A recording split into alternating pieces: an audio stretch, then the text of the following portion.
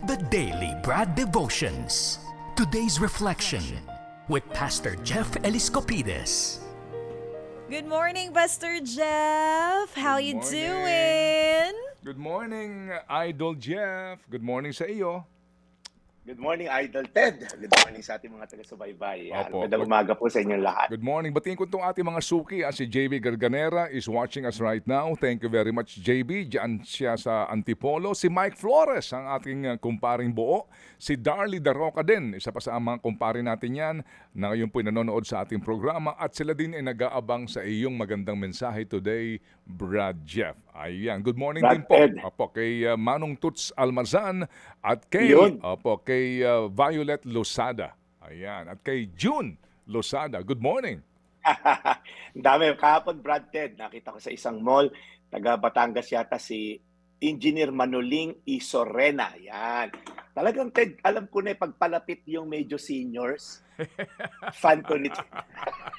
Sabi ko na, kasi wala naman akong utang. Ano? Sabi ko, ba't kaya lumalapit to? Oo, hindi naman kasi natin may tatanggi din, ano. Maliban sa Love na mga love seniors ka. actually, meron din naman, no.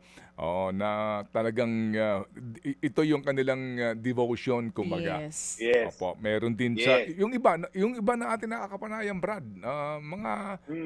Mga bata-bata pa, 'di ba, mga winners natin? Yes. When you ask them, kasi nga sa kanila dito sa mensahe mong ito, hinuhugot nila yung inspirasyon at lakas na loob sa pakikibaka sa hamon ng buhay. Ang dami nila. So muli po, maganda umaga po sa inyong lahat. So we'll see you again tomorrow, Wala Brad. pa. Hindi pa nagsisimula eh. Ikaw talaga eh. Eto na. Sige, Eto. Cha, may sulat ka ba? Hindi, Pastor. Ito na nga. Ready Ito. na yung ating sulat dito. Alam mo, Wala. nabasa ko yung letter na yan, Chacha. Huwag mong basahin ng parang sobrang lungkot, Sige, ha? sige. Oo. Promise. Hindi, alam mo, ang ganda niyan kasi mukhang maraming ganyan, no? Na kinakailangan ho siguro ding mabigyan natin ng pansin itong mga sitwasyon Yes. sa ating pong mga tahanan. Okay, Cha, basahin Eto mo na. yan ng malumanay lang pero wag naman yung... O sige, alam mo. babasahin ko to na malumanay in one condition. Oo. Charing, walang kondisyon. Babasahin ko pa rin na malumanay. Eto na. Pastor Jeff, handa ka na ba? Go, go! Alright. Para sa mga kapatid po natin nakikinig sa atin ngayon, nasa man kayo, nasa tahanan o nasa traffic po o nasa mga opisina na. Dear Pastor Jeff, magandang araw po sa inyo. Sumulat ako dahil gusto ko sanang humingi ng payo. Tahimik akong miyembro ng aming simbahan at matagal ko nang dinadala itong bigat sa puso ko. To be honest, toxic po ang pamilya ko. Hindi kami close. Laging may sigawan, sisihan at minsan kahit simpleng usapan lang ay nauuwi pa sa murahan at panlalait. Lahat may kanya-kanyang pride. Wala ring open communication. Parang kailangan mong lumaban para lang marinig. May mga pagkakataon pong naisip ko, bakit ganito ang pamilya ko? Minsan gusto ko na lang umalis o lumayo para magkaroon ng peace of mind. Pero sa tuwing gagawin ko yon, parang may guilt sa puso ko. Kasi kahit gaano ka-toxic, pamilya ko pa rin sila. Naririnig ko parati mga sermon na honor your father and your mother. At pati yung love one another. Pero paano po ba yun kung paulit-ulit ako nasasaktan? Hindi ko maibigay ang respeto sa mga taong tila hindi marunong rumispeto rin sa akin. Paano ko poprotektahan ang sarili ko nang hindi lumalabas na suwail o kaya na may rebelde? Hindi ko naman sila gustong talikuran. Gusto ko lang malaman kung paano ko haharapin ang sitwasyon sa aming tahanan. Pahingi naman po ng gabay, Pastor. Gumagalang, Linda. Anong say mo, Brad, dito sa ating letter sender na si Linda na nahihirapan Really? na magbigay respeto kasi parang sa kanya, respect is earned, not given. Ganun sa kanya. Yeah. Tama si Manong Ted, medyo relatable nga itong sulat ni Ate Linda. Well, sige, subukan natin. Well, una sa lahat, Ate Linda, salamat sa yung katapatan ng puso mo sa pagbabahagi ng yung pinagdadaanan. Hindi madali ang mabuhay sa isang tahanang, alam mo yon, puno ng tensyon, pasakit, at nais ko malaman mo na nakikita ka ni Lord. Kasi nasabi mo, malalim na may relasyon mo sa Diyos, ano? Yung bawat luha, in fact, yung mga katanungan mo, bawat kirot na nilalabanan mo araw-araw. Tama yung choice mo sa pagpili mong lumapit sa Diyos sa halip na lumayo. In fact, kaya tayo meron ngayon diskusyon na ganito dahil gusto mo lumapit sa Diyos. Sa kabila ng gulo, nagnanais ka pa rin magbigay galang, manatiling matatag at pananampalataya mo sa Diyos dahil sabi nga sa Bible, honor your mother and father. Pero linawin ko lang, Linda, no? Yung honor ay hindi nangangahulugang pagtitiis sa abuso. O yung, again, excuse the word, ano? Yung pagiging tanga sa maling sistema.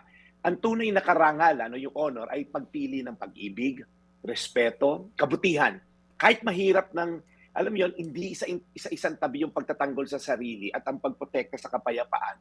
Nakaloob din naman ng Diyos. So ilan lang to sa gusto ko ipayo sa'yo. Number 1, idulog mo sa Diyos ang lahat na nararamdaman mo. Sabi mo sa Kanya yung totoo mo nararamdaman, yung kinikimkim mo. Minsan, kailangan mo lang talagang may makausap Kasi na-imagine ko si Ate Linda, wala kang mapagbuntuhan ng iyong asar, galit, di ba? Pero tandaan mo, hindi ka nag-iisa. Carry ni Lord yan. Yung Book of Psalm, pag nakita mo, karamihan doon, yun yung mga hinaing ni David at ng mga psalmist sa kanilang pinagdadaanan. Pangalawa, mag-draw ka ng boundaries with love. Hindi ka masamang anak kung pipiliin mong magpahinga muna, lumayo muna ng pansamantala upang makapag-recharge at makapagdasal. I think hindi ka rebelde kapag sinikap mong protektahan yung sarili mong emosyonal at mental na kalusugan. Minsan nga yung katahimikan ay anyo ng pag-ibig. Pagka meron kang silence, doon ka nakakita ng pagmamahal ng Diyos. Baka nga kapag nawala ka, matauhan yung mga kasama mo sa bahay. At pangatlo, hanapin ang spiritual family mo. Nasa church yan, maaaring may Bible study group kayo, mga taong tinalaga ni Lord para mag-oversee sa'yo. At ang huli lang, ito yung verse natin, magpakatatag ka sa kabutihan. Huwag mong hayaang lamunin ka ng negativity. Patuloy ka maging liwanag sa loob ng inyong tahanan. Sabi sa Roma 12:21, ito ang ating Bible verse, huwag kayong magpadaig sa masama, kundi daigin ninyo ng mabuti ang masama. Ang ganda ng verse na yan. Huwag daw tayo magpa-overcome with evil, but overcome evil with good. Ipag-pray mo yung healing ng pamilya mo. Hindi mo kontrolado ang pagbabago nila, pero kontrolado mo kung paano ka tutugon sa mga pinagdadaanan mo sa buhay. So again, Ate Linda, may magandang plano sa iyo ang Diyos. Kahit magulo seemingly sitwasyon mo ngayon, kung ito'y mapagtatagumpayan mo, I do believe gaganda lahat. Hindi mo kailangan maging perpekto. Kailangan mo lang manatiling tapat sa Diyos. Nandito naman kami para patuloy ka ipagdasal. So Linda, tandaan mo, paano mapaglabanan yan? Roma 12:21, huwag kayong magpadaig sa masama, kundi daigin ninyo ng mabuti ang masama. Ate Linda, manalangin tayo. Panginoon, salamat sa sulat ni Ate Linda. Maaring hindi ko masolusyonan yung kanyang pinagdadaanan, pero ang salita mo, Lord, ang magiging gabay niya. Sa kabila ng kanyang mapait at magulong sitwasyon sa bahay, alam kong biniyayaan mo siya ng pamilya na maaaring magbago. At the end of the day, Lord, ito yung mga kadugo niya at alam kong yung desire niya magbago ang mga ito ay mangyayari sa takdang panahon. Patuloy mo siyang ingatan. In Jesus' name. Amen. Amen. And Lord, maraming salamat po muli sa araw na ito. Sa napakagandang aral na aming napakinggan mula kay Brad Jeff, we pray, Lord, alagaan niyo po siya lagi. Bless his mission, ang kanya pong kalusugan, ang kanya pong pamilya, ang kanya mga kasamahan sa pagmimisyon. Alagaan niyo po sila. In Jesus' name, we pray. Amen. Amen. Amen. Oo, ang ganda ng aral ni Brad Jeff, no? Napakaganda. Thank you very much, Brad. At sa ating letter sender, sana nga ay nakuha mo ng buong-buo ang mensahe at ito'y maging gabay mo na ngayon para sa iyong mga gagawing kilos at mga desisyon. Salamat na marami sa iyo. Brad, paano ba susulat sa iyo? Paano ba siya ang pagkakaroon natin ng pagkakataon na maidulog kay Brad Jeff ang kanilang mga saloobin? Hindi lang po problema, ha? Baka may yung mga ilang pahong katanungan na kayo po'y humihingi Ng gabay. ng gabay. Oo. Okay, Brad, go ahead please. Pastor Jeff, sa'yo muna. Saan sila pwede sumulat sa'yo? Yes. Oo nga, Brad Ted and Cha, ang dami na po. May nakapending na nga tayong 2 o 3. na mga sulat. Ang gaganda po ng mga laman. Sa pastorjeff.ph po na Facebook po. No? Mag-like and subscribe po kayo doon sa fan page na pastorjeff.ph Facebook po yan para we can message each other. Ngayon, kung personal na Facebook o yung Jeff Eliscopides lang po yun. Pero po, kung mag-email kayo, gusto nyo medyo professional ang dating, pastorjeff.ph@gmail.com. At meron tayo Viber. Ano yun, Cha? Okay. Viber natin mga kapatid, 0921-822-2290. Okay, Brad, muli salamat na marami sa iyo and we'll catch you again tomorrow.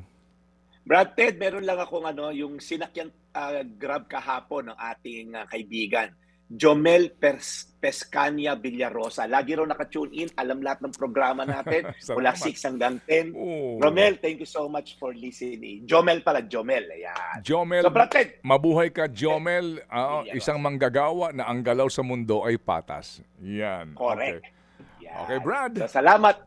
Maraming salamat. Ito po yung Daily Brad, your daily dose of inspiration. Thank you, serving the people, Brad Jeff Eliscopides.